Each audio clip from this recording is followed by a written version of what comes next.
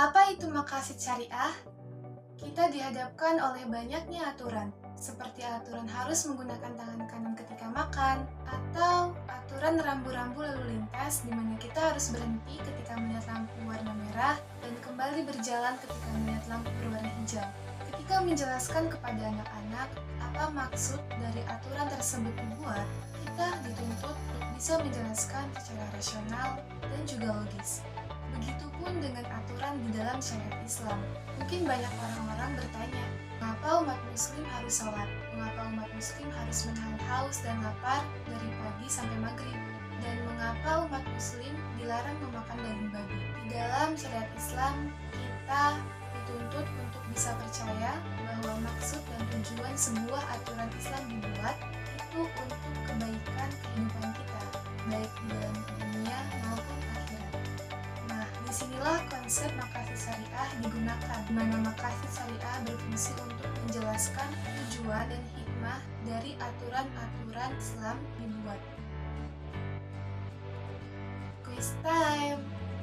Coba kalian beri contoh kalimat penjelasan yang rasional dan logis tentang mengapa kita umat muslim dilarang mengkonsumsi daging babi. Oke, kalau kalian berhasil menaklukkan quiz time tersebut, itu artinya kalian udah paham tentang konsep dari maqasid syariah. Selain itu, maqasid syariah juga mengandung moralitas hukum Islam yang bersifat universal, luas, dan umum yang mencakup keadilan, kemurahan hati, keringanan, dan gotong royong. Menurut AUD tahun 2007, definisi maqasid syariah sendiri adalah hikmah dan tujuan dari perintah dalam aturan Islam yang dibuat oleh Allah SWT kepada hambanya yang bersifat universal atau bisa diterima oleh semua kalangan yang bermanfaat untuk kehidupan di dunia maupun di akhirat. Dengan menggunakan pendekatan maqasid syariah, diharapkan dapat menciptakan pasar yang berkeadilan dan bermoral, memberikan banyak kemaslahatan masyarakat secara luas. Maqasid syariah diklasifikasikan menjadi 3 bagian secara multidimensional, yaitu berdasarkan tingkat kebutuhan, cakupan aturan, dan objek yang diatur. Dimensi pertama maqasid syariah berdasarkan tingkat kebutuhan, dibagi menjadi 3, yaitu kebutuhan primer atau doruriyat, kebutuhan sekunder atau hajiat, dan kebutuhan tersier atau hasiat. Konsep maqasid syariah di sini digunakan untuk menjelaskan tujuan dari perintah dan larangan dengan mempertimbangkan tingkat kebutuhan manusia. Dapat dijelaskan bahwa tujuan pemenuhan kebutuhan ini untuk kebaikan dan untuk memudahkan aktivitas manusia, seperti dibolehkan sholat dalam posisi duduk ketika tidak mampu dalam posisi berdiri, atau demi akad mempermudah aktivitas muamalah. Kebutuhan primer dipenuhi untuk menjaga 6 unsur utama. 6 unsur tersebut akal, jiwa, agama, kehormatan, keturunan, dan harta. Kebutuhan doruriyat di sini menjadi inti dari semua kebutuhan, sehingga kebutuhan tahsiniyat sebagai pelengkap bagi kebutuhan doruriyat dan hajiniyat, dan kebutuhan hajiniyat sebagai pelengkap untuk kebutuhan doruriyat. Dimensi kedua, maqasid syariah berdasarkan cakupan aturannya akan menjadi 3, yaitu maqasid umum, khusus, dan parsial. Yang pertama, maqasid umum. Maqasid umum adalah maqasid yang berkaitan dengan perkara-perkara umum, seperti keadilan, HAM, kebutuhan doruriyat, dan kebutuhan hajiniyat. Kedua adalah maqasid khusus. Maqasid khusus adalah maqasid yang berkaitan dengan perkara-perkara khusus yang diatur dalam hukum syariat Islam, seperti muamalah, tentang jual beli, tentang akad, tentang pernikahan, atau jiniyah tentang tindak kriminalitas. Sedangkan maqasid parsial adalah maqasid yang berkaitan dengan hikmah dari sebuah peristiwa, seperti apa hikmah kita berpuasa dari pagi, menahan haus dan lapar sampai maghrib. Dengan adanya maqasid syariah inilah nilai-nilai Islam dapat diterapkan secara universal. Ada 3 hukum syariat Islam akan berdampak bagi perusahaan apabila dapat dipahami dan dilakukan. Yang pertama, halal. Halal adalah segala sesuatu yang diperbolehkan. Halal sendiri memiliki 3 tingkatan, yaitu makruh, mandub, dan wajib. Makruh adalah segala sesuatu yang dibenci, tidak disukai, sehingga diharapkan segala tindakan yang bersifat makruh sebuah perusahaan mempertimbangkan tindakan-tindakan yang akan dilakukan. Kedua adalah mandub. Mandub adalah tindakan yang bisa dilakukan untuk mempermudah, tapi tidak wajib untuk dilakukan. Contoh kecilnya, menggunakan parfum ke masjid, bersiwak. Ketiga adalah wajib. Wajib itu segala sesuatu yang harus dilakukan. Nah, contoh dari perusahaan syariah itu bisa dikatakan sebagai perusahaan syariah jika telah menerapkan hal yang berkaitan baik dengan halal. Misalkan, dalam mempromosikan produknya, tidak boleh mempromosikan hal-hal yang tidak dimiliki di sebuah produk tersebut.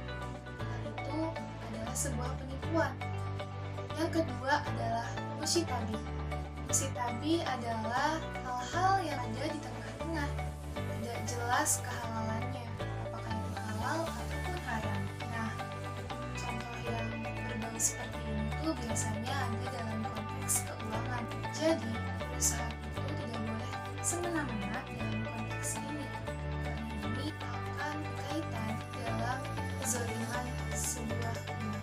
Yang ketiga adalah haram. Haram itu adalah segala sesuatu tentu yang tidak boleh dilakukan atau dilarang. Seperti tadi contohnya, pempromosian produk itu harus sesuai dengan keadaan produk yang sebenarnya. So, ketika menjalankan sebuah bisnis, sebuah perusahaan yang tidak memiliki latar belakang agama Islam, ketika ingin memasarkan produknya ke umat Islam, tentu harus memahami syariat-syariat Islam, seperti status samaan produk, bagaimana memasarkan produk kepada umat muslim, itu akan disesuaikan. Berkaitan dengan konteks keuangan, ada hal yang bernama riba. Kita akan membahas sedikit tentang riba. Riba itu hakikatnya adalah penambahan atau pertumbuhan yang dilarang dalam syariat Islam. Riba bagi menjadi 4 jenis, diantaranya riba qard, jahiliyah, fadl, dan yad. Setelah kita memahami tentang hukum-hukum syariat Islam, kita juga harus memahami tentang prinsip dari pemasaran syariah itu sendiri. Yang pertama, kesatuan. So, arti dari kesatuan di sini, seluruh masalah yang ada pada berbisnis harus bersumber solusinya pada Al-Quran dan juga hadis. Yang kedua adalah prinsip keseimbangan, di mana ketika kita melakukan sebuah bisnis, kita tidak dilarang untuk tujuan memperoleh keuntungan. Tapi dalam syariah, kita harus lebih baik di mana tujuannya itu yang paling utama bukan itu, tapi yang paling utama adalah bagaimana kita bisa bermanfaat untuk lingkungan di sekitar kita. Prinsip yang ketiga adalah kewalian. Wali itu semuanya adalah pemimpin, tapi tidak semua pemimpin bisa menjalankan perannya sebagai wali. Nah, menjalankan bisnis syariah, kita harus memiliki wali yang tentu paham tentang agama Islam secara gamblang. Prinsip yang keempat adalah kebebasan. Agama kita mempermudahkan kita, membebaskan kita untuk melakukan segala hal, mengambil keputusan apapun dalam berbisnis, tapi tetap dalam koridor agama dan tidak melanggar syariat-syariat Islam. Oke, itu dia. Nah, teman-teman, ada nih satu jurnal yang saya dapat di mana disimpulkan bahwa strategi pemasaran TikTok tepat menerapkan konsep maqasid syariah dan aksiologi pemasaran syariah, mana TikTok katanya telah menerapkan unsur kejujuran, fleksibilitas untuk pelaku-pelaku bisnis sehingga bisa mengefektifkan kegiatannya, juga banyak sekali aspek sosial juga beretika.